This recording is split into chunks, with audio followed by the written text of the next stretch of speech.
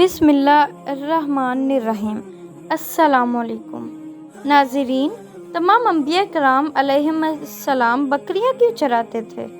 انبیاء کرام جیسی عظیم ہستیوں کو بکریاں چرانے کا حکم کیوں دیا گیا؟ امام الانبیاء جناب محمد رسول اللہ صلی اللہ علیہ وآلہ وسلم نے بھی بکریاں چرائیں اور گھر میں بکریاں رکھنے کا حکم بھی دیا۔ اس حکم کی اصل وجہ کیا ہے؟ گھر میں بکری پالنے کی اہمیت اور فضیلت کیا ہے؟ یہی ہماری آج کی ویڈیو کا موضوع ہوگا، اور آج ہم آپ کو بکریوں اور انبیاء کرام علیہم السلام کی نسبت اور محبت کے حوالے سے انتہائی ایمان افروز معلومات فراہم کریں گے۔ بخاری شریف میں حضور صلی اللہ علیہ وآلہ وسلم کا ارشاد پاک ہے۔ ترجمہ: اللہ تعالیٰ نے جتنے بھی انبیاء کرام علیہم السلام بھیجے، ہر ایک نے بکریاں چرائی ہیں۔ صحابہ کرام رضوان اللہ علیہم اجمعین نے پوچھا، آپ نے بھی؟ فرمایا، ہاں، میں بھی اہل مکہ کی بکریاں کچھ اجرت پر چرایا کرتا تھا۔ ناظرین، علماء نے انبیاء کرام علیہم السلام کی بکریاں چرانے کی کچھ وجوہات بیان کی ہیں، یعنی اللہ تعالیٰ نے اس مرحلہ پر وسیس سے ان کے اندر کچھ اوصاف پیدا کیا جو ایک نبی میں لازماً موجود ہونے چاہیے۔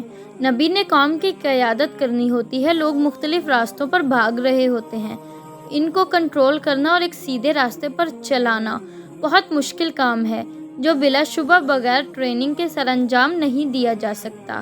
اسی لیے اللہ تبارک و تعالیٰ نے نبوت سے قبل اپنے نبیوں کی یہ ٹریننگ اور تربیت بکریاں چروا کر ان کے اندر قیادت اور لیڈ کرنے کی صلاحیت پیدا کی۔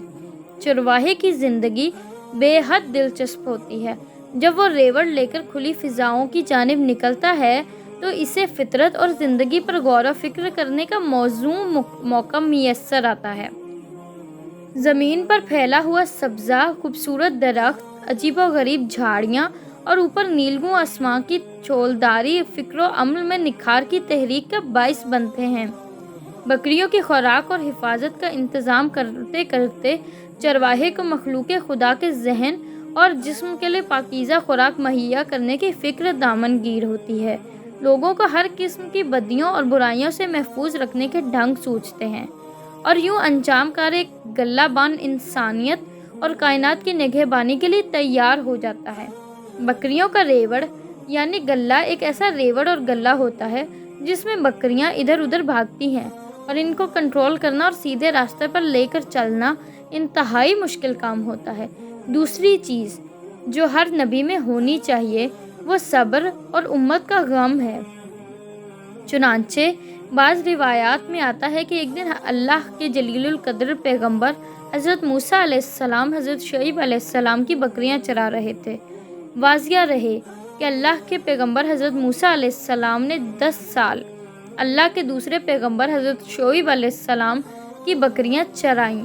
ایک دن آپ بکریاں چرا رہے تھے کہ ایک بکری بھاگ گئی۔ حضرت موسیٰ علیہ السلام اس کو پکڑنے کے لیے اس کے پیچھے بھاگے، مگر بکری بھاگتی ہوئی غائب ہو گئی، یہاں تک کہ حضرت موسیٰ علیہ السلام کے پاؤں پر بھاگنے کی وجہ سے اور اس بکری کو ڈھونڈنے کی وجہ سے آبلے پڑ گئے۔ بالآخر انہوں نے اس بکری کو دیکھ لیا اور پکڑ لیا۔ انہوں نے جب بکری کو پکڑا تو بجائے بکری کو مارنے کے آنکھوں میں آنسو آ گئے، اور اس بکری کے سر پر دست شفقت پھیرتے ہوئے اللہ کے پیغمبر حضرت موسیٰ علیہ السلام نے ارشاد فرمایا، اگر تجھے مجھ پر رحم نہیں آیا تو اپنے آپ پر ہی رحم کھاتی، اگر تجھے میرے پاؤں پر رحم نہیں آیا تو کم از کم اپنے آپ پر ہی رحم کھاتی۔ اللہ تعالیٰ نے حضرت جبرائیل علیہ السلام کو حکم دیا، نبوت کے لیے موسیٰ ہی موزوں ہیں، کیونکہ امت کا غم کھانے اور ان کی طرف سے ایذا و تکلیف کو برداشت کرنے کے لیے جس حوصلے اور دل و جگر کی ضرورت ہے وہ ان میں موجود ہے، یعنی اللہ تبارک و تعالیٰ نے اپنے انبیاء کی آزمائش کے لیے ان کو بکریاں چرانے کا حکم دیا، اور اللہ کے حکم کے مطابق تمام انبیاء نے گلہ بانی کی۔ قیادت اور لیڈرشپ پیدا کرنے کے لیے یہ کام ہر نبی سے اللہ تبارک و تعالیٰ نے اپنی قدرت کاملہ کے مطابق کروایا۔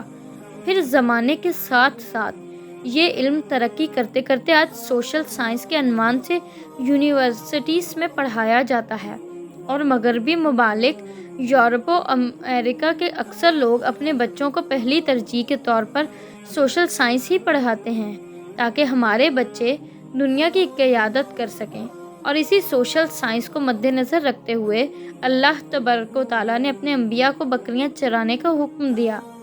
ناظرین، حضور صلی اللہ علیہ وآلہ وسلم کی حدیث کے مطابق نبوت سے قبل تمام انبیاء کرام علیہم السلام نے بکریاں چرائیں۔ اس کی حکمت یہی ہے کہ بکریاں چرانے سے انبیاء کا صبر و وقار ظاہر ہو جائے کہ یہ بکریوں کے چرواہی صبر و حلم کی عادت پیدا کرتی ہے، کیونکہ بکریاں اکثر مختلف جانب بکھر جاتی ہیں، ان کے جمع رکھنے اور نگرانی میں پریشانی ہوتی ہے۔ اس کام کے لیے انسان میں صبر و برداشت ہونا ضروری ہے۔ اسی طرح اللہ کے پیغمبر حضرت یعقوب علیہ السلام بھی غلہ بانی کرتے تھے، اور انہوں نے اپنی اولاد یعنی تمام بیٹوں کو بھی غلہ بانی پر لگایا، اور حضرت یوسف علیہ السلام نے بھی بچپن میں اپنے بھائیوں کے ساتھ غلہ بانی کی، اور بکریوں کو لے کر غلہ بانی کرنے کے لیے حضرت یوسف علیہ السلام گئے۔ جب بھائیوں نے ان کو کنویں میں ڈالا تھا، اس وقت وہ بکریاں ہی چرا رہے تھے۔ اسی طرح تمام انبیاء کے بعد امام الانبیاء جناب محمد رسول اللہ صلی اللہ علیہ وآلہ وسلم تشریف لائے۔ آپ نے بھی بکریاں چرانے کا، گھر میں بکریاں رکھنے کا حکم دیا۔ ایک حدیث میں ہے کہ آپ نے حضرت ام ہانی رضی اللہ تعالی عنہا سے فرمایا، اے ام ہانی، گھر میں بکریاں اور بھیڑیں رکھو، یہ باعث برکت ہیں۔ بکری گھر میں رکھنے کی برکت حضور نبی رحمت صلی اللہ علیہ وآلہ وسلم کی حدیث سے ثابت ہے۔ اس کے علاوہ بھی بکری انتہائی خوبصورت اور انتہائی نفع بخش جانور ہے، جس کے 2 یا 3 بچے پیدا ہوتے ہیں، اور یہ انسان کو انتہائی نفع پہنچاتی ہے۔ اللہ کے رسول صلی اللہ علیہ وآلہ وسلم نے بکریوں سے انتہائی محبت کی ہے اور بکریوں سے محبت کرنے کا حکم دیا۔ ایک اور روایت ہے کہ رسول اللہ صلی اللہ علیہ وآلہ وسلم نے ارشاد فرمایا، گھر میں بکریاں پالو، اس سے برکت ہوتی ہے۔ ابن ماجہ میں ہے کہ گھر میں بکری کا ہونا محتاجی کے 70 دروازے بند کر دیتا ہے۔ اس کے علاوہ بھی اقتصادی لحاظ سے بکری کی اہمیت کے بارے میں ایک مثال مشہور ہے کہ بکری غریب کی گائے کہلاتی ہے، کیونکہ جو لوگ گائے یا بھینس پالنے کی طاقت نہیں رکھتے تو وہ گھریلو ضروریات پوری کرنے کے لیے بکریاں پالتے ہیں۔